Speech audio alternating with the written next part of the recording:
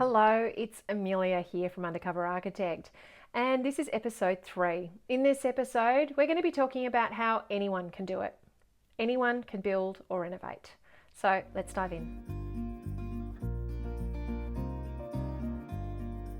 Now, what I want to talk about in this episode is something that I see get promoted a lot when it comes to building and renovating, both on reality TV and online, and it's this idea that anyone can do it. Anyone can tackle a renovation or building project. Now, I do believe that anyone can do it, but I've got a bunch of caveats when it comes to that. And so for me, I think that often these caveats are missing because the people that are saying anyone can do this are often 1, 3, 7, 9, 20 houses, even more into their projects. And they're sharing that they were untrained, they've taken this journey, and so you're able to take this journey as well. The thing is though, if you're doing your family home, chances you're only going to do it once, maybe twice. And so chances are you really want to get it right the first time. And what you're often seeing with this anyone can do it approach is you're seeing that they're learning on the job. Yes, they're untrained, but they're getting their training pretty much as an apprenticeship on their own projects. And I see people willing to take this on. I see people willing, I've recently spoken to somebody who wants to go about doing an owner builder on their project with the view that they might become a project manager down the track and that be something that they actually do professionally. And so they see this as a good training ground. Now, that's great if that's what your long-term goal is. But if your long-term goal is to just do your long-term family home and you're only planning on doing it once, maybe you might do another project down the track, then you want to get it right the first time. And so for me, when you're tapping into the experience of somebody who's only done this once or twice or a handful of times, even a dozen times, you're really limiting the exposure that you get to the world of what is possible when it comes to renovating and building. This anyone can do this approach can set people up for really poorly managed expectations about what their true capacity is around building or renovating, and particularly what the true cost of building or renovating might be. For me, I've been doing this for over 20 years now. It's almost 25. It feels super old. And over 250 projects, mostly residential. I've also done 3 renovation builds of my own with my husband. I still learn things on projects. The thing is though, that as a professional who's done this for a very long time, there's a system and a process by which I approach things now. And this is a system and a process that I've used for a couple of decades.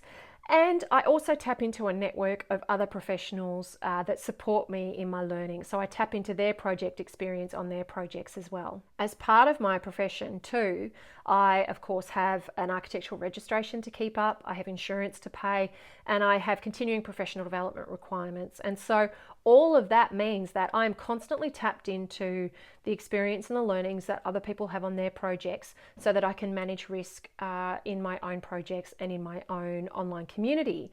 And for me, that brings a whole another layer, like being a professional, being an industry professional, adds a whole nother layer of liability to me that I operate within as I provide advice and information for people who are designing, building and renovating their family homes. There's a standard to which I must practice, a standard to which I must perform in order to deliver on the professional expectations of being an architect, being registered, having insurance, being in the industry, all of those types of things. And I feel that what happens is that there's industry experts and industry professionals, and we're operating to very different liability levels and very different standards of expectation around our professional expertise. And what is really tricky with that is we're playing in the same swimming pool. And so it's very difficult, I think, then to discriminate as a homeowner, to really sift and filter, okay, what am I trusting versus where does the information come from? Now, this is notwithstanding, I know, I've seen it firsthand, professionals behaving badly. I've seen professionals not serving their clients well. I've seen professionals give poor advice. I've seen professionals acting in a poor fashion that's not representative of the industry. And so I don't believe that being professional means that you're immune to making mistakes or immune to not knowing all of the answers. What I do see though is the great professionals, the professionals that have been doing this for some time, that are experienced, that actually hold their liability as a measure of how they perform. I take my professional status, my industry profession, as really seriously. So, for example, most bloggers who are in my space would have a raft of brand representations and endorsements. You may know when you see other bloggers and other online people in my space, they have got lots of brands that they work with or represent or endorse as part of what they do. I have been very conscious in the way that I've worked inside Undercover Architect to only work with brands that I know intimately over the long term will perform well for a homeowner in lots of different scenarios, because I feel that professionally I'm being required to provide advice at a different level of I suppose, expectation than just a blogger or an online expert might. So for me, I think that it's really a case of really thinking about this. Can anyone do this? Can anyone really do this? And perhaps anyone can do it, but being realistic about the fact that this still goes wrong for so many people when they don't get the right guidance and advice and manage their expectations around their projects. It's something that I share a lot with industry professionals. You'll find that a lot of industry professionals, they won't watch The Block, or they won't watch house rules. They won't check out YouTube videos online, those types of things, because they find that they're yelling at them too much. So I enjoy watching The Block because I know it's what my community are often watching and seeing and those types of things.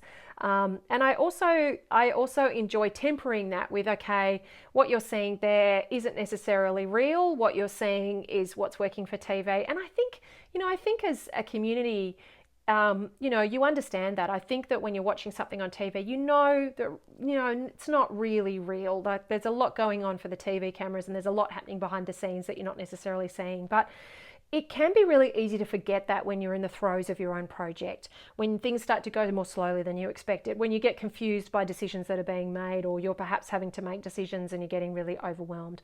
Perhaps you might be disappointed with the outcome of a space or a room because it didn't really stack to sort of how you thought it was going to look, because you made a bunch of decisions on the basis of what you'd seen, perhaps online or on TV. And so this can be really problematic, because I feel that whilst we have an awareness that it's not real, in the practice of it, we can sometimes get a little bit lost.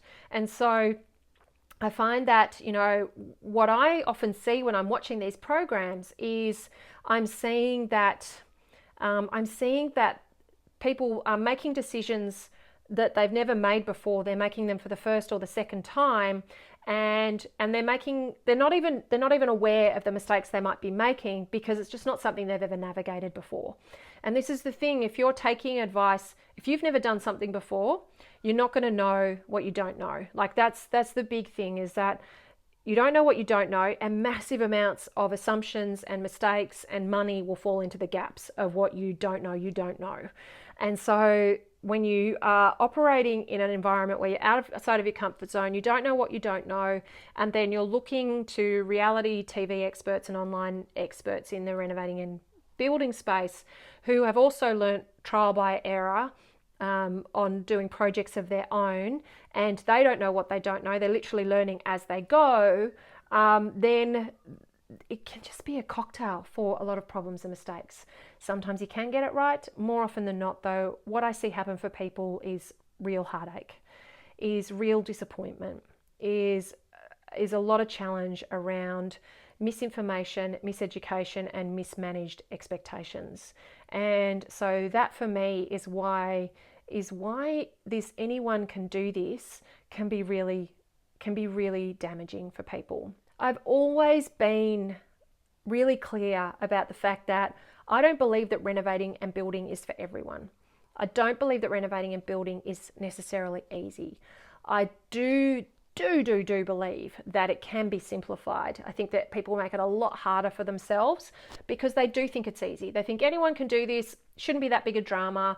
It happens on happens on TV all the time. I can just go ahead and tackle this. And hey, it's my home. I can walk into a hardware and I can buy what I need off the shelf, and it's all accessible. Information is accessible everywhere. This should be really straightforward. And they it's only until they're actually in the thick of it that they realize that it was a much bigger undertaking than they first expected, that they didn't have the expertise and the knowledge that they needed, that they've made a bunch of decisions that have got them to a place and it's very difficult to extract themselves from that now. And so that can be incredibly heartbreaking and challenging for people. But for me, the big thing is that whilst I say I don't believe that it's necessarily easy, I definitely do believe it can be simplified. And I can promise you, when you get it right, it is so, so worth it. Like the beautiful benefits that come from having a home that feels great and that works for you and that is you worthy, nobody's ever said to me, geez, I wish I waited longer. They've always said to me, I wish I'd done this sooner. And it's funny, I see people dance between that, well, anyone can do this. They're telling me they don't have any training, and they just had a go at it and made it work for them. So surely I should be able to do this. But I find that lots of things get left out of that conversation. Things like perhaps that where funding might have come from. So I see lots of online people who perhaps have funding coming from places where they've got a bit of a safety net around if they do stuff up. If the renovation and building project doesn't go well, that they've got a financial safety net in that sort of safeguards them from those mistakes. I see people who it's become their full-time job. And that's a very different, I'm going to talk more about that in the future, because that's a really different process and mindset than it being something that you're trying to actually lay on top of an already very busy life. And so that can really change the game for a lot of people. I see too that there's lots of invisible industry professionals behind these industry experts that might get mentioned in conversation or in passing, but don't necessarily get brought into the limelight. And there's lots of conversation about how, people will say, look, I designed this, but in reality, they actually worked with an architect or they worked with a designer who partnered with them in designing it and who brought their expertise to the table to help them understand how to get the best out of the design. Now, I am not dismissing, I have worked with some incredible homeowners who have incredibly just inbuilt talent that are better than some of the crappy architects I've seen. And so it's, I think that I'm not dismissing that there are people out there who have not done industry professional training that have incredible talent when it comes to design and selections and pulling together a beautiful home. So that certainly happens. But I feel that when you're navigating something that you've never done before, or you've only done once before, that to tap into the expertise and professionalism of an industry person who has liability, has professional status and standards, and is networked in to a huge knowledge base of experience that they can bring to your project, then it really overlays that anyone can do this. Anyone can do this when they've got the right support and the right knowledge and guidance behind them. And when they can tap into a wealth of experience. So even though they're doing it for the first time, they're tapping into people who've done it hundreds of times on projects like theirs. And for me, that's what true success is. And that's what really is the caveat behind anyone can do this. And when you start to actually peel off the layers of these industry experts and understand who their professional team is that's actually behind them, you will find architects and interior designers and, specialist designers at the supply places that they go to who've helped them piece together schemes and those types of things. I think it was maybe 8 or 9 seasons of the block before we actually got to meet the architect that had been working on the block since the start. And that architect would have been involved for I look at some of those buildings and having worked for a developer for a long time and knowing the feasibility exercises, the validation exercises that go into a property play like that. So you're not only looking at several different types of sites, you're looking at the different planning codes that go with each of those types of sites. You're looking at what the potential yield or potential kind of the number of widgets or houses or units that you could fit into whatever is on that site. You're looking at what the planning processes will be, the time frames. you're doing different design options. You're basically doing all of this as a quick and, very quick but very involved analysis as you move through on different sites that you might be assessing as to whether they're worthwhile. And then what you'll be doing is you'll also be looking, okay, well, based on that property might be worth buying that much for, and we're going to have to spend that much on renovating, and this is what it's going to look like. And, all of these jigsaw pieces coming together just in that beginning phase of testing which site to buy, then let alone you go about buying the site. For something like the block, they've bought the site and then they start actually having to do the development application to get approval to build what the people on the block then go about building or renovating. And so they're doing that, and they're basically bringing, all of that together, and that might be at least 12 months in terms of negotiations with council, getting the design approved, running the design through Channel 9's own, obviously, processes, looking at how that all works, and then getting it through council, and then getting it set up for the actual show. And as part of the show, they're doing demolition on site before they start. They're getting a whole heap of services infrastructure in place. There's a whole heap of work that obviously goes on the building whilst the individual contestants are doing the individual units. And none of this is going to be a surprise to you, but the big thing that I'd love you to really think about are who are all of the industry professionals that are involved before those people even turn up on site. There'll be an architect, there'll be a structural engineer, there may even be a hydraulic engineer, there's a town planner, there might be an electrical engineer, there's a certifier, there's all these different professionals that are involved, and they'll also be involved behind the scenes. So you might only be seeing the architect walk on site, but there'll be a certifier doing inspections to make sure that specific things are happening so that the builder can then get their building approval for those finished units. And it's all operating under a builder's license, and there's just so many layers of stuff. I know that there's people out there in the online renovating space who have architects that work with them on their designs, but they're presenting their designs as their own. And that's really problematic, I think, because what that's leading to is a difficulty for then the people that join those communities and follow those people to really look at, okay, if this person has come up with a design, why can't I come up with a design like this? They said that anybody can do this. And, there's this challenge around, well, if they can do this, then I should be able to do it. And then perhaps you find that you can't, it's not as easy for you.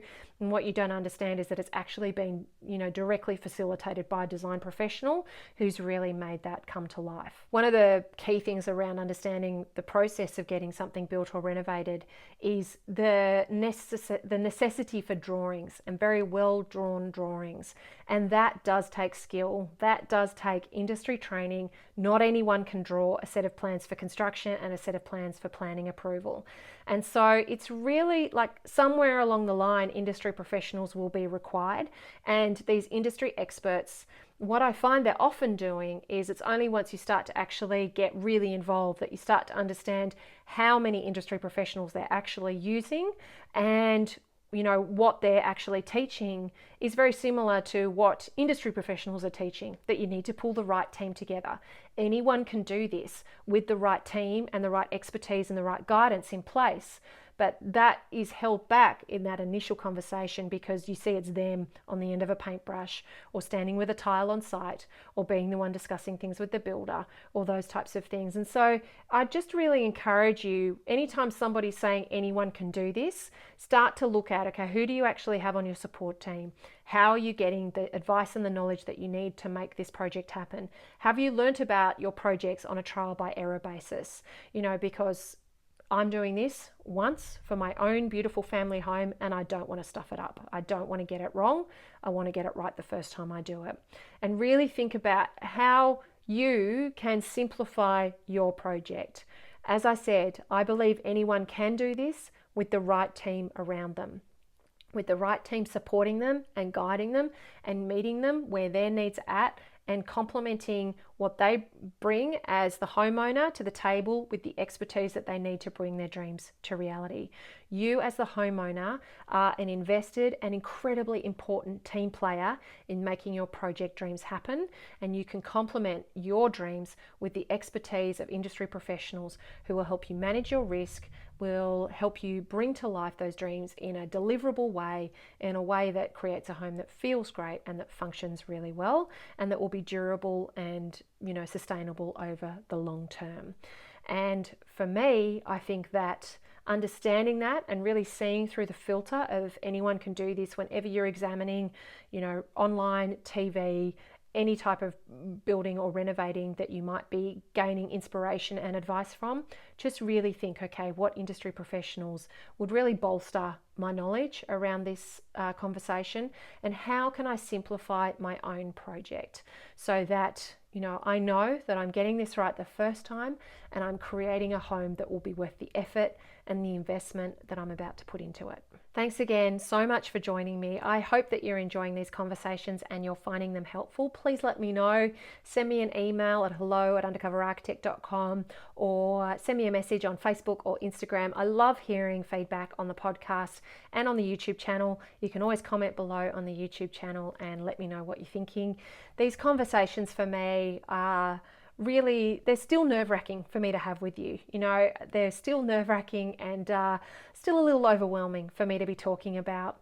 I think it's just purely because I'm so passionate about you getting it right the first time. I really it's just so, like, the process of building and renovating can be enjoyable. It can be awesome. You don't have to learn by trial and error. You can get this right. You can create whatever budget on. You can create a beautiful home that suits you and your family and that's you worthy and that is a beautiful place for you to live and make memories in. And so I really hope that these conversations are helping you feel more supported and guided in that way, and will help you sift and filter the advice and the knowledge you need for you to be able to get it right. This episode and this season is brought to you by me and my online program, Manage Your Build. So very quickly, Manage Your Build is an online program you can join at any time and get really well equipped for the construction phase of your renovation or building project. I created it with Dwayne Pearce of DPS Constructions. He's a residential builder, and we take you through stage by stage each part of your construction process. This is whether you're renovating or building. This is about you understanding what you'll expect to see on site, who you'll expect to have there, what decisions you need to make, what you'll be paying for, and how to really equip yourself so that you manage your risk, you check things off as you go, and you don't lose the opportunity to have the things that you want in your home. Don't enter your construction phase blindly. Definitely don't sign your contract blindly. Know what you need to know before you dive in so that you protect your risk, you manage your investment, and you stay sane during the construction phase. If you'd like more information about it, head to manageyourbuild.com.au and you can see all about it there. Thank you so much for joining me and for letting me be your secret ally. Until next time, bye.